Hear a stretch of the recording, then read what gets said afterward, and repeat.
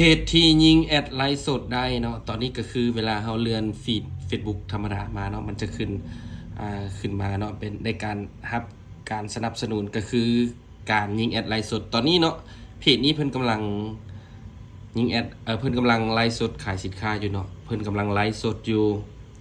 เนาะแต่เพิ่นสามารถยิงแอดได้เพจมันจะมีเพจเฉพาะที่สามารถยิงแอดได้เนาะหรือบ่ฉะนั้นเราก็สามารถต้องได้ตรวจสอบก่อนเนาะว่าเพจทุกคนสามารถยิงแอดได้บ่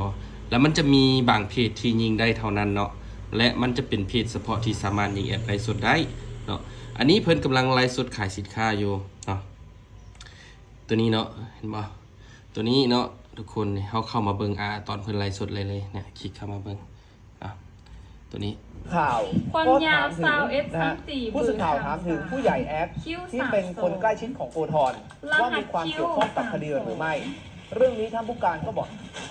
อันนี้ไม่ใส่ยูฮูนะลูกค้าซาว32 อันนี้คือเพจไลฟ์สดเลยเนาะ เบอร์32 สดๆเลย คิว3ทุกคน รหัสคิว3หรือเขากดเข้าไปเบิ่งได้เลยกดเข้าไปเบิ่งนี่คือเพจที่เพิ่นกำลังไลฟ์สดอยู่ตอนนี้เลยนะเขาสามารถคลิกเข้าไปเบิ่งนะตัวนี้คือลูกค้าที่กำลัง ทรงเตบานเด้อ CF 34 มา เบอ แล้ว ร์ ทุกคน 32น้ำหนักเบา นะ เบอร์ นี่คือ 32คิว ลูกค้าที่ CF เข้ามาเนาะ รหัสคิว